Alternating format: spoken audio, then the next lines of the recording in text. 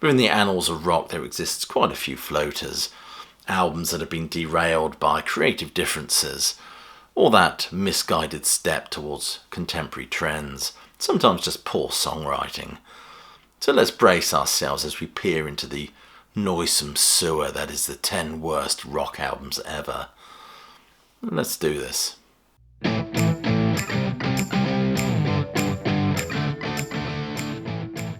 Number 10 is Fleetwood Mac and Time from 1995.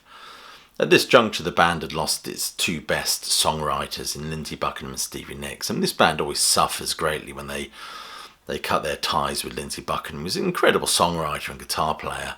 And rather foolishly, they tried to recreate that Buckingham and Nicks axis by recruiting Becca Bramlett and Billy Burnett. The result was an album that was so bland and so inept that even Entertainment Weekly described it as unimaginative and middle of the road, and my word, that's saying something.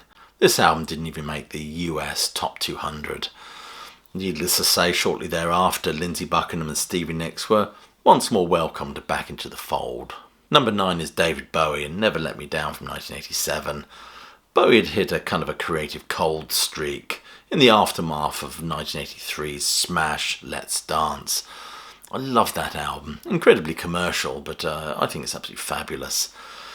But he started spewing out a few, what many viewed as somewhat subpar albums, the low point being this one, in fact. In fact, Bowie said of this record, "My nadir was Never Let Me Down. It was such an awful album. I really shouldn't have bothered going to the studio to record it. In fact, when I play it, I wonder if I did sometimes." Of course, this record is a showcase for that horrid 1980s production, which you know I'm a big fan of. And Bowie never played any of these numbers from this album after that initial tour. He did rework Time Will Crawl with live drums and modern instrumentation when he assembled for that 2008 compilation, I Select. In terms of the most excellent Bowie catalogue, this one languishes at the bottom perhaps. Number 8 is Def Leppard and X from 2002. This band were kind of struggling with their own identity. I mean, Slang felt like a limp noodle. Euphoria failed to recapture former glories. So the band decided to kickstart the new millennium with the world's oldest boy band. And they made an album with writers that essentially wrote for the Backstreet Boys, Britney Spears and Westlife. The result was this utter shambles of fairly lightweight material. Not so much X as excrement. Number 7 is Gene Simmons and Asshole from 2004. I mean, my word, where do you even begin with this album? If you remember, Kiss released those 4 solo records in 1978, which should have served as a shot across the bows as why this band shouldn't do solo albums, with Ace Frehley's being the best of the 4, rather embarrassingly for Gene and Paul, I suspect. But compared to this album, Gene's original solo album sounds like an absolute masterpiece. Asshole is an ageing rock star's attempt to sound more contemporary, more relevant, and get down with the kids, I suspect. This album reached, or retched I should say, its lowest point with that misguided cover version of The Prodigy's Firestarter. That is, quite frankly, fist-gnawingly bad. Go and check it out. Number 6 is Black Sabbath's Forbidden. This is considered one of the lowest points in Black Sabbath's career, for good reason.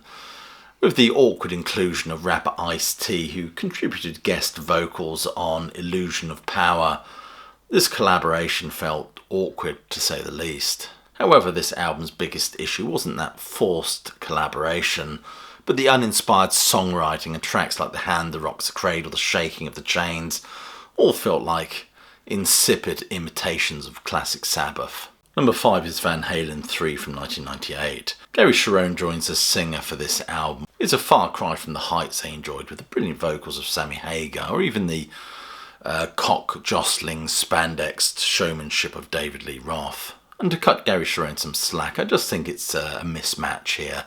I think his voice lacks the testicles really to do justice to the pyrotechnics that's going on all around him in this band. The album did not review or sell well, and I'll reiterate, I don't think it's his voice as such. I think the material is just subpar. Number 4 is the Rolling Stones and Dirty Work from 1986. A lack of direction, a lack of creativity is what mars this album. That internal struggle between Jagger and Richards, one wanting to stay true to the identity of the Rolling Stones, and the other one wanting to be more relevant, I think. This boiled over in this cauldron of this 1980s appropriation of this once great band, now all chinos and neon. And the best moments on this album is when they channel that rage into some sort of creative response, like One Hit to the Body or Winning Ugly. And one bone of contention, of course, for Richards to gnaw on was the fact that Jagger was away all the time working on his solo career and would occasionally just pop in to record a vocal line or something. This is a lifeless and flaccid period production and a far cry from the psychosexual strut of their best work. Number 3 is Motley Crue and Generation Swine from 1997. This was Motley Crue's attempt to reinvent themselves for the 90s with a more industrial sound, but it just doesn't work. It's a chaotic mix that didn't resonate with fans despite the return of Vince Neil, who has subsequently gone on to say how much he dislikes this album. Tracks like Afraid and Find Myself were a real departure from that glam metal sound that this band had perfected in the 1980s. The industrial influences just feel forced and inauthentic. And this band have never been inauthentic, have they? Not to mention the production, which just doesn't match the feel of a band trying to fit into the 90s alt-rock movement. Oh dear, oh dear. Number 2 is Queen and Hot Space from 1982. This steamy album is where Queen go all funky on us for that kind of seedy disco sweaty vibe that they've got going. And if you can watch the body language video without desiring to gouge your own eyes out afterwards, you're a better man than I. To describe this album as a misstep is somewhat charitable, with the breathy and leather-chapped offering that is this album leaves us feeling perplexed. This from a band that have soared the sublime heights of classic rock mythos with Rhapsodies, Killer Queens and Trips to the Seaside, suddenly plunged into an unfathomable low on this sweaty offering. Its only saving grace is Under Pressure, which feels like a diamond in a turd, quite frankly. I have done a whole video on this album and I'll put that card up there for you. And number 1 is Lou Reed and Metallica's Lulu from 2011. This is widely considered to be one of the most disastrous collaborations in rock, blending Lou Reed's spoken word poetry with Metallica's testicular thrash. It's a bizarre and unlistenable soup, quite frankly. Tracks like I Am the Table and The View are notorious for their strange, incoherent lyrics, with Reed's spoken word poetry clashing horribly with the grind and clatter of Metallica's heavy instrumentation. What was supposed to be a ground-breaking album just turned into a complete train wreck and ultimately just alienated their listeners. So there you are, that's the 10 worst albums in rock in my humble opinion. If you're new to this channel, please do click like, subscribe and check that notification bell, and check some of the links below this video for ways you can support the sterling work done at Classic Album Review. It's always much appreciated. Become a Patreon, why not? There's a fine body of work on there now, and we're really forming a classic rock community over there. Anyway, share this video if you can, and other than that I'll leave you with my closing salvo, which is hope you're well, staying safe, and of course that you keep listening.